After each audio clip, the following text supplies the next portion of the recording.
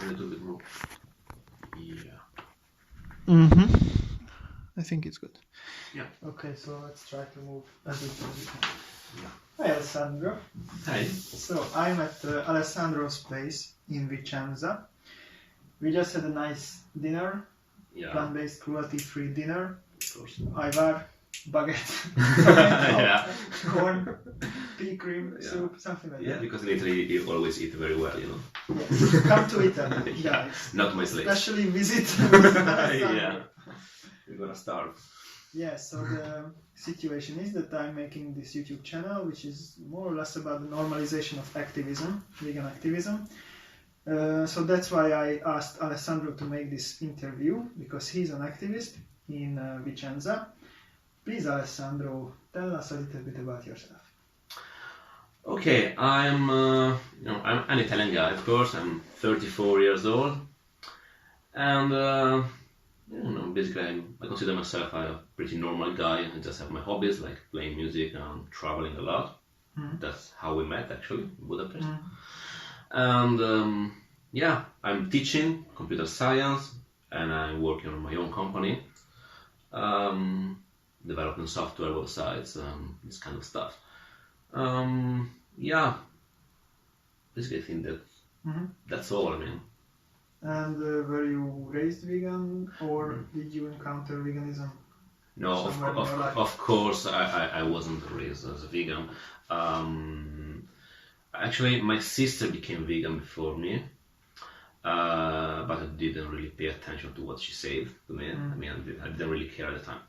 Were you a big consumer of animal products? Yeah, definitely. Without caring about the consequences? Yeah, like yeah. myself? Yeah, I was. I basically grown up eating everything, and I was also a fisherman.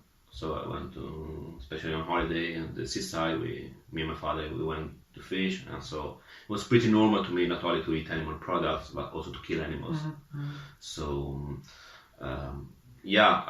I think that I changed a lot during the last years. Of course, So. yeah. So your sister's veganism didn't really affect you? What was that had affected you? Actually, it started because I was reading a book that talked about health issues and how meat and dairy, especially, how they affect your health. Do you remember which book was it? Yeah, actually, it was a book by Tony Robbins, so like a self-help book. Self-help. You know. Okay. So there was a chapter in this book that talked about energy and how your body reacts to different food types. It made a lot of sense at the time to me. Like, we don't need to drink milk. No animals drink milk from another species as an adult, as a grown-up animal, you know. And meat as well. So I say, okay, I should try to just ditch all animal products. And it felt really good, actually. But I wasn't vegan. I mean, it was like on a plant-based diet, so it's really different. And after a few years, 2 or 3 years, I started to see a lot of movies and videos about veganism. And I remember watching Earthlings. Earthlings really just pushed me into veganism. I really felt really bad watching that documentary. And I remember the time when I said, okay, I'm not gonna eat any animals again in my life. So, yeah, I mean, I think it was a pretty selfish decision to start my vegan journey, because it was just for my health at the beginning. But you know, that started at least on the process. So yeah, somehow you got to that side of the story also, which is about the suffering of the animals. Yeah. Yes. Yeah. That's right. When was that? Oh, I started like 6 or 7 years ago. Don't really remember exactly the time. And I became vegan 3 years ago. Fully vegan. I mean, an ethical vegan. Yeah. And were there any difficulties in going plant-based, health-wise or nutrition-wise or whatever? Because some people are concerned about that. Okay, not really. I mean, I'm pretty curious, so I was reading a lot before. I mean, I spent like 5 months before becoming plant-based. I tried to find every information I could, so it wasn't really hard. I was really prepared. But I can understand. I mean, some people are really afraid of maybe they're gonna lack some nutrients going vegan. So yeah, it's a leap of faith. Like we don't know where we are going with it because but you can find everything on the internet now, you know. So it's really easy to get all the information you need. So I don't think this is a real problem. If you want to do that, you will do that. If you're not sure, you're gonna find a lot of excuses, you know. So yeah. So you did your research and you ate according with these studies and everything. Yeah. And everything was good, health-wise, strength-wise, energy-wise. Yes, energy was really good in the beginning, especially. I felt a huge boost, and I did my blood test, and they were perfect at the time. You know, now I did them recently, and I was lacking a little bit of vitamin D and B12 because I didn't take supplements, you know. So I wanted to ask you, you never took B12? I do. I mean, I used to take it, then I stopped. So now I'm taking them seriously regularly, like once a week. I take a pill. But apart of that is everything is perfect. My blood is fine, my health is fine, and it's better than before probably. You know? Cool. I think that covers the first part, and the second part is about activism. How did you become an activist?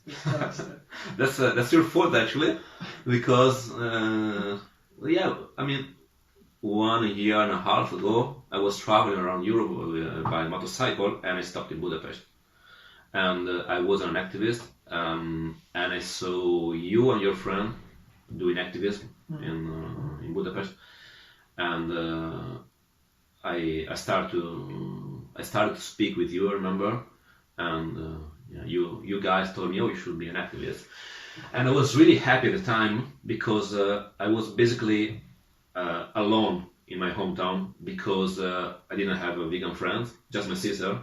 I didn't know any other vegan, but in Budapest we were like 20 persons that night, and I mean, it really inspired me to do the same thing in Vicenza.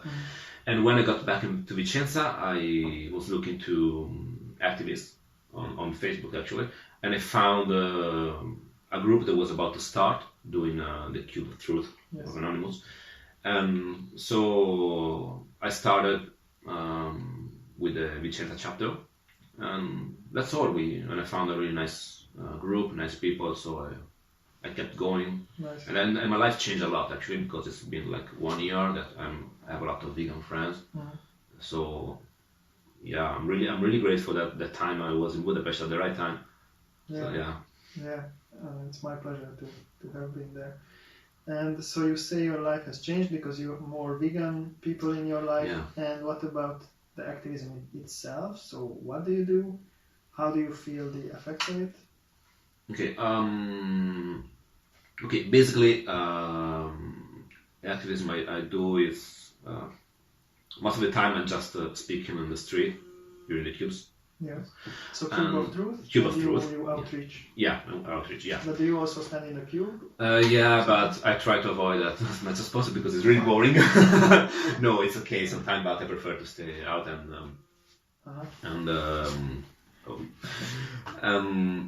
I love it because I'm a really shy kind of person, and doing activism when I speak about things that I know with a stranger is a good way to improve yourself, you know. Yeah, it's very fun. And so I think, and the techniques I'm learning during outreach, I can use them in other areas of my life while teaching or while speaking about, I don't know, politics or whatever. I can use this same skills I'm developing during activism.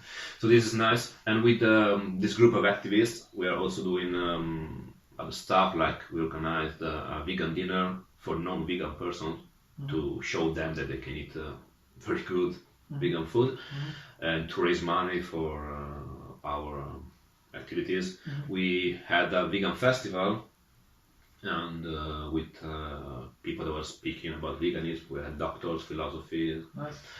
So yeah, we try to do a lot of things, but I think that I'm into activism not just for the animals. I'm doing that for myself because it's really important to find people that believe the same thing that you believe. Yeah. It's really changed your life actually. Yeah, exactly. That's Yeah. a very good point also. Do you see the situation in Italy and worldwide changing for the better, partly because of these active people and spreading of... I think that situation is getting better, a lot better. I can remember like 6-7 years ago when I went plant-based, many people they didn't know about veganism. They didn't even know the word vegan.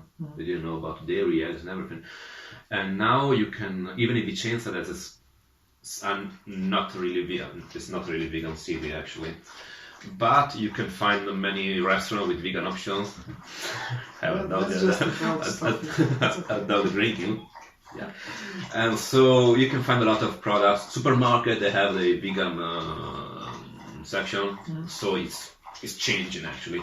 Cool. And people are going vegan. I spoke to a lot of people that during the tubes that are going vegan actually. So it's really it's changing. Right. It's really changing, and it's really fast. I think compared to other changes we had in the history, it's really fast, and it's really have a huge impact on it. They're changing the way people are living and eating. So yeah.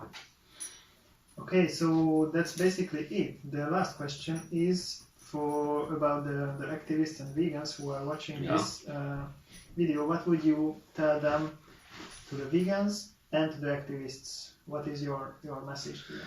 Alright, so the vegans out there, I really recommend you to do some kind of activist because you're gonna have the animal, and that's the most important part, but you're also gonna find a lot of new friends and people that really think the same way that you think, they believe the same thing that you believe, and it's really hard to be alone usually, so with a lot of friends you can really have a great time, and so do it, and you're going to improve yourself speaking with people, and it's really, you should do that. I can imagine that I've been like for 6 years alone with no vegan friends. It's so weird now. To the activists,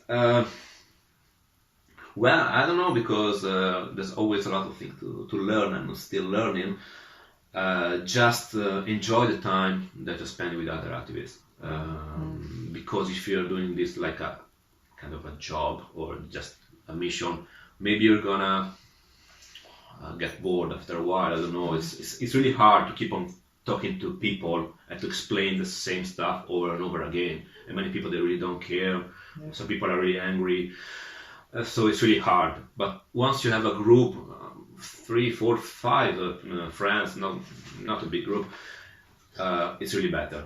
I mean, I'm really looking forward to spend time with my fellow activists. We see ourselves once, twice, 3 times a week, and I really love that. So just find a bunch of friends and doing activities together is the best thing you can do, I think. Yeah. Take care. Thank you for your time and for your work. Thank you. Yes.